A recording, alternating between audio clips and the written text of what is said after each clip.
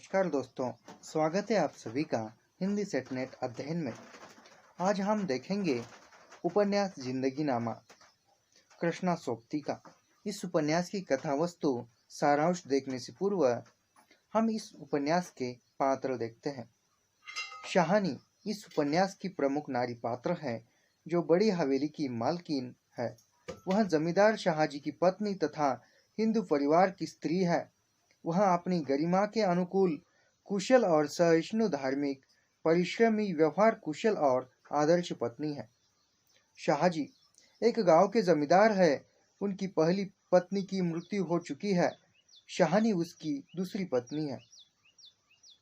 महरी चाची गांव की एक महिला पात्र है जो शाहानी के प्रति वात्सल्यपूर्ण भाव रखती है। उनकी इच्छा है कि शाहानी शीघ्र ही मां बने। लाली शाह शाहानी तथा शाहजी का पुत्र है जो उनके विवाह के कई वर्षों बाद हुआ है। राबैया लाली शाह की देखभाल करती है।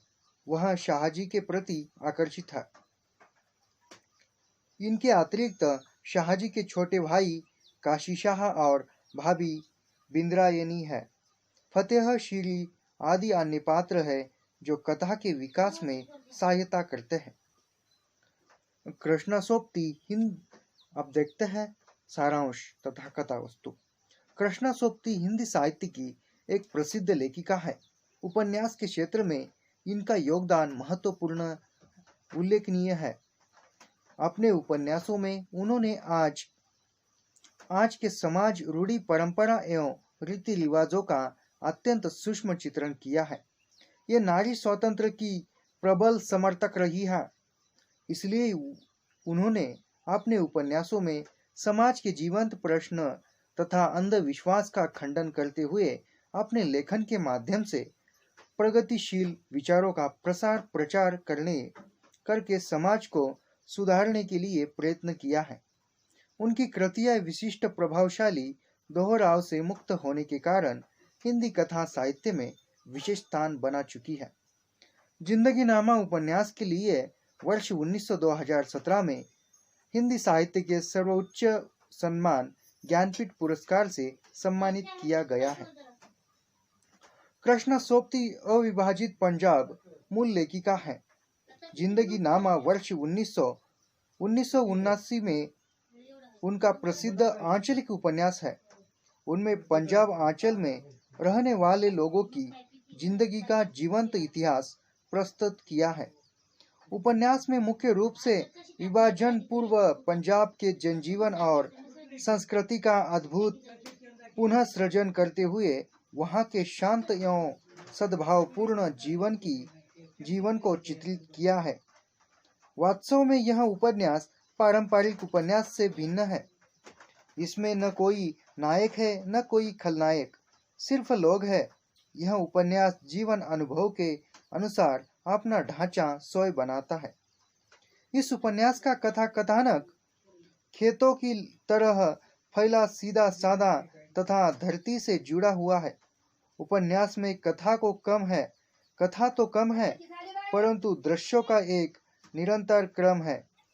लेखिका ने पंजाब के डेरा जट्टा गांव की यादों को दृश्य में बांधकर प्रस्तुत किया है। उस गांव में बसे हिंदू, मुसलमान और सिख समुदाय की जिंदगी के अनेक चित्रों के सांस्कृतिक बिंब के माध्यम से प्रस्तुत किया है। उपन्यास की कथा शाहजी के परिवार के आसपास घूमती हुई दिखाई देती है। शाहजी गांव के जमींदार है जिनकी गांव में बहुत प्रतिष्ठा एवं मान सम्मान है। उनकी दूसरी पत्नी शाहानी बहुत नेक दिल की स्त्री है जिसे विवाह के कई वर्षों बाद भी संतान नहीं होती। सभी चाहते हैं कि शाहानी मां बने। महरी चाची उनके लिए दुआएं करती है। कुछ समय बाद ही शाहानी एक पुत्र को जन्म देती है जिससे सारे गांव में उत्सव का माहौल उत्पन्न होता है। सभी को भोजन कराया जाता है तथा नाच गाने का आयोजन भी होता है। लेखिका ने यहाँ दिखाया गया है कि किस प्रकार विभिन्न संप्रदायों के लोग एक साथ खुशियां मनाते हैं तथा एक साथ मिलजुल कर रहते हैं। उपन्यास में शाहजी के परिवार को केंद्र में रखकर प्रेम कथाओं, लोहड़ी, ईद, दशहरा, वैसाखी उत्सव के चित्र और अनेक कहानियों का वर्णन हुआ है। आलोच्य उपन्यास में लेखिका ने अपनी सूक्ष्म निरीक्षण शक्ति के द्वारा पंजाब के रहन सहन तथा रीति रिवाज को जीवंत कर दिया है। तत्कालीन समाज में पर काला टीका लगाना, जच्चा के सिरहाने लोहा रखना, बच्चे के मदरसे जाते समय 7 घेरों से भिक्षा मांगकर शिक्षा पूरी करना आदि रीति रिवाजों का वर्णन भी किया है। पूरी तल्लीनता के साथ किया है। उपन्यास में गांव के जीवन का हर पहलू जीवंत रूप में चित्रित हुआ है। वास्तव में जिस प्रकार प्रेमचंद ने अपने उपन्यासों के द्वारा उत्तर भारत के गांव का जीवंत चित्रण किया है, उसी प्रकार इस उपन्यास में पंजाब के गांव के चित्रों द्वारा संपूर्ण पंजाब प्रदेश के जीवन को प्रस्तुत किया है, जो लेखिका के मातृभूमि के प्रति प्रेम का परियाचक है। आलोच्य उपन्यास में मानव संबंधों पर भी प्रकाश डाला है। भाई बहन, साहूकार किसान, अमीर गरीब, हिंदू मुसलमान के कड़ू तथा प्रेममय संबंधों को चित्रित किया है। इस उपन्यास में स्त्री के माता रूप को महत्वपूर्ण माना है। ग्रामीण जन के मनोरंजन के लिए लोक नृत्य, लोक नाट्य तथा पर्व उत्सव आदि का वर्णन हुआ है। पंजाब के ग्रामीण क्षेत्रों में लोगों को प्रेम, झगड़ा, औरत का सौतिया, डाह, प्रतिशोध, हत्या, जमीन जायदाद का सवाल, फौजी जीवन, इन सब घटनाओं का इतना सटीक और सजीव ढंग से चित्रण हुआ है कि पाठक भूल जाता है कि वह पुस्तक पढ़ रहा है या देख रहा है। इस सजीव चित्रण को पढ़कर इस बात का आश्चर्य होता है कि साहित्य में मनुष्य के मनोभाव और व्यवहार की छवि इतने करीब तथा ठीक ढंग से उतारी जा सकती है। इस उपन्यास में पात्रों के चरित्र निरूपण के लिए चरित्र दृष्टि न करके पंजाब के सामाजिक सांस्कृतिक परिवेश के चित्रण द्वारा चित्रित सृष्टि की है। कारण उपन्यास में ढेरा जट्टा गांव की प्रतीकात्मक चरित्र बन गया है। लेखिका ने पंजाब की साझा संस्कृति, पारिवारिक, सामाजिक, मानवीय संबंधों, आपसी प्रेम तथा पारंपरिक राग विराग को ही चरित्र के रूप में उकेरा है। परिवेश के यथार्थ और जीवंत जीवन के लिए भाषा का सृजनात्मक प्रयोग भी किया है। इसी कारण भाषा में एक विलक्षण स्फूर्ति है।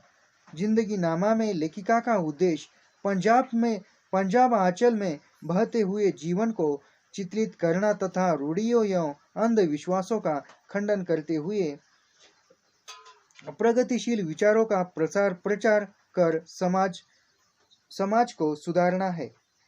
इस उपन्यास के माध्यम से लेखिका ने बताना चाहा है कि एक बंटवारा, एक भूखंड को दो कर दिए जाने की घटना भर नहीं है, बल्कि एक बुनियादी त्रुटि है, एक विष बेल है जो दोनों टुकड़ों में फलती फूलती तथा फैलती है। मानवीय स्वतंत्र और रूढ़ि का प्रतिरोध कृष्णा सोप्ती के इस उपन्यास की मौलिक विशेषता है। अंततः जिंदगी नामा ऐसा उपन्यास है जिसने हिंदी के आधुनिक लेखक के प्रति पाठकों का विश्वास उत्पन्न किया है। इस उपन्यास में कृष्णा सोप्ती ने न केवल अपनी पूर्ण सीमाओं का अतिक्रमण किया है, बल्कि पंजाबी लहजे और साहसिक वर्णन का भी सृजनात्मक उपयोग किया है।